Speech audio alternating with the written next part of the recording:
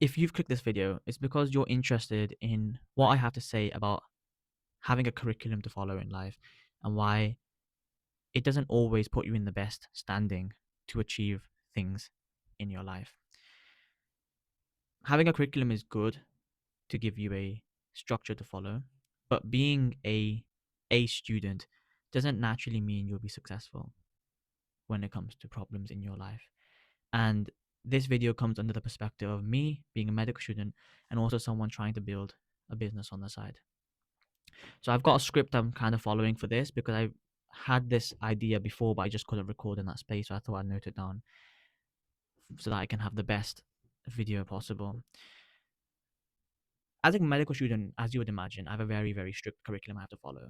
There's a lot of particular sections that are unavoidable. And even though in the future you'll go on to have your own specialty, it doesn't mean that you can skip all the other things at the beginning, which I totally agree with. So, for example, if someone wants to go on and do a skin specialty, they still have to go through and learn about the heart, the liver, the kidney, the bladder, the reproductive organs, everything, which makes sense, right? Because you wouldn't want someone to be a skin doctor and not know what's going on in the heart if someone did have a heart attack. You have to cover the foundations before you can decide what you want to do to specialize. And it's the same for any field, really, isn't it? You have to cover everything and then choose what you want to do. So, what that means is for me as a medical student, my entire upbringing to this point has been based around the curriculum, education, exams, studying, and getting into med school. And then it continues education, exams, and studying. There's always a framework I can follow to know if I'm on the track. And there's always a physical exam that I can do to check my progress. And there's always a deadline or assignment created for me to keep me on track and also to make sure that I'm doing the right things to progress with my learning. But in life, that isn't the case. I knew that before I started this whole side hustle project, but it's become even more apparent now. Because in life, there is no curriculum and it's very free. Like anything can happen. And I don't mean that in a bad way, that things that are bad can happen, but I mean that anything is possible to you when it comes to your life. So being a straight A student, having the mentality of a straight A student can in some ways put you at detriment when it comes to surviving in the real world. Because sure, being a straight A student will get you higher up on the grades, it will get you a better interview potentially, even though that's also contested nowadays. It doesn't guarantee that if you were out in the streets and something happened, like an argument happened, or you just had a life problem or something went upside down in your day to day, you would know how to solve that. Because obviously the curriculum that you've learned of to get an A was kind of like this artificial bubble created for medicine or architecture or whatever you're studying.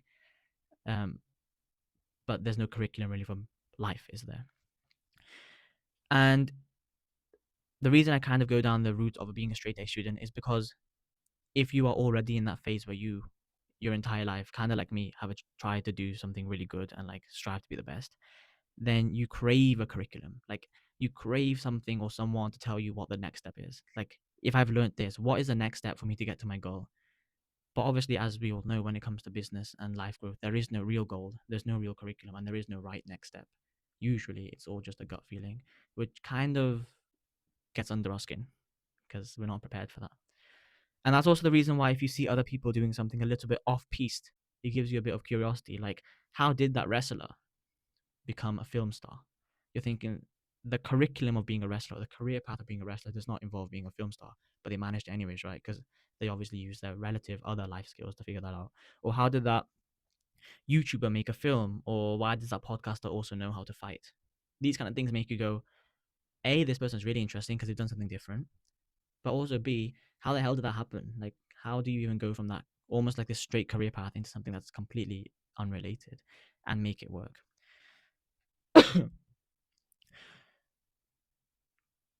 So when it comes to medicine, I see the novelty of medicine, but I also see that whilst it is important for me to know what to do in a medical emergency, and I'm glad I have that knowledge with me, it's also important for me to know how to handle an argument or to build a kind character and show confidence, none of which is really shown in medicine. It's actually very possible for you to succeed in medicine and really not have the skills of how to make a good friend, handle an argument, or show confidence.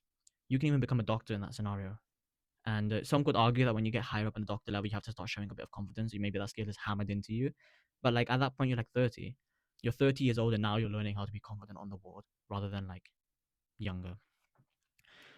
So if the uni has a curriculum which you fill it with knowledge, then if there possibly is a curriculum for life, I'd say the only way to fill it is with experience, because only experience will teach you what the right thing is to do, and only experience will tell you the better gut feeling. Because as I said, when it comes to life or in general, like improving with yourself, like anything you want to get done, the only way for you to know what the next best step is, because you have no curriculum, is just to follow your gut. So wouldn't you want to have a better gut feeling?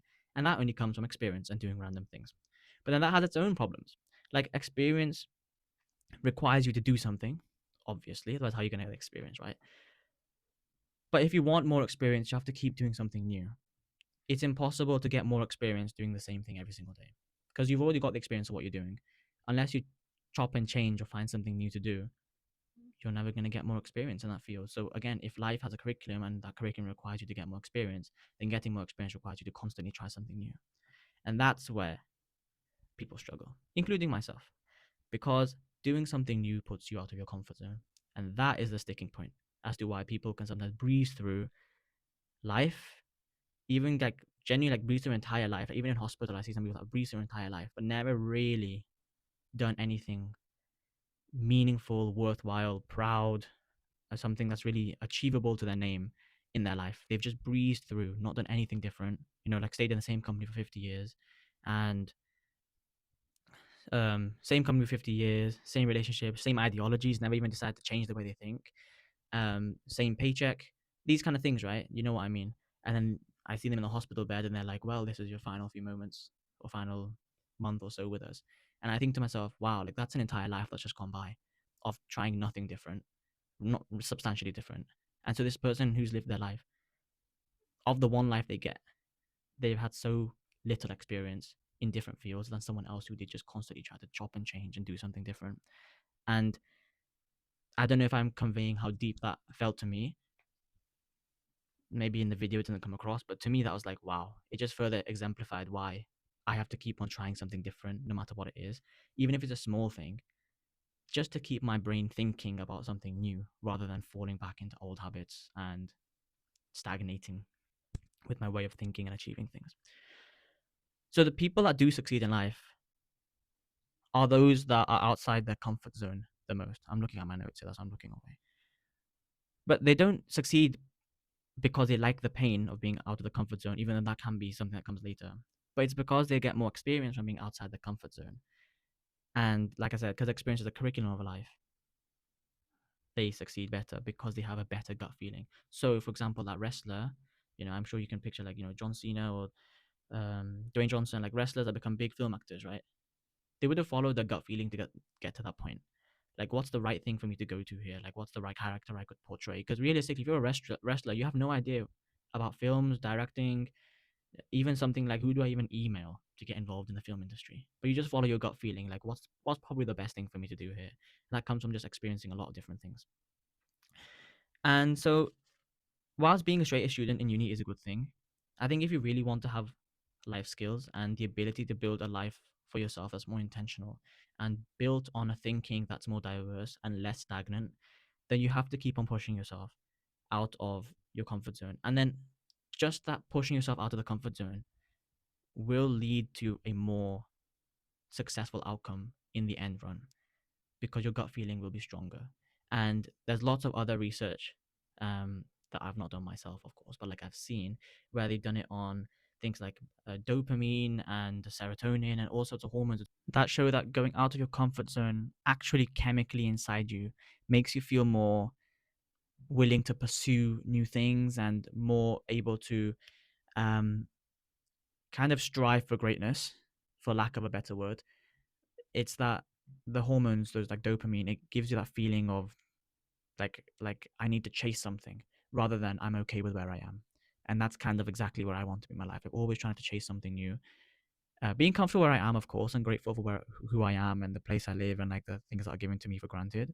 But then also constantly trying to improve and help others if possible. And I think that in this video, I wanted to kind of sum that up. That the feeling of trying to constantly improve is something that is necessary rather than it being something that's nice to do. Like chasing something new, not only is it something that's nice to do, but I think, in my opinion, it's necessary because, like I said, if you do something new and you're constantly chasing something new, then it allows you to gain more experience, which allows you to achieve more things in the curriculum of life, which gives you a better gut feeling. So you'll always take better decisions, whatever it is in life, because you've experienced something new. And I think that's just a requirement for anyone. Like if you're going to live your life under the pretense that I'm not going to try something new and I'm just going to, like, I'm going to do one career and be fine, or I'm going to just get my first paycheck and stay in that same company forever, then I mean, fair enough, like good luck with it, but you will just get beaten by someone else who's done a lot of different things. And if you're two put in the same room together, the other person will just destroy you because they have more experience, a better gut feeling. They will overpower you mentally and maybe physically, depending on what they've, if they go to gym or something. So I know getting out there and doing something different is difficult, as I said, because it causes you to go out of your comfort zone. And even me making these videos and doing my podcast and trying to create a community, it's not easy. It's not the hardest thing I've done. Like there's definitely harder things someone could be doing, but it's not easy. But I just keep pushing myself because, of course, I know that there will always be a better outcome in the future. But if you are someone who finds going out of your comfort zone is difficult, then I have built a community for young aspirers in Leeds to connect them together and for them to grow together by sharing that experience and knowledge and providing opportunities. Because if you find growing difficult on your own, then it becomes a lot easier if you're surrounded by the right people. And I know, like as I said on this video, being surrounded by just students doesn't always lead to the best thinking if you're someone who wants to constantly push yourself and do something different, because a lot of students are stuck to the curriculum, their assignments, their projects, and that's their entire life, which is not a bad thing. I'm not saying it's a bad thing, but it's a good thing if that's what you've chosen to do.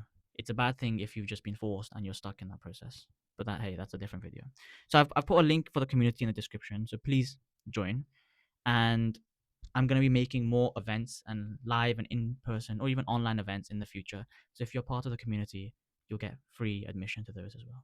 Thank you for listening and keep following for more advice.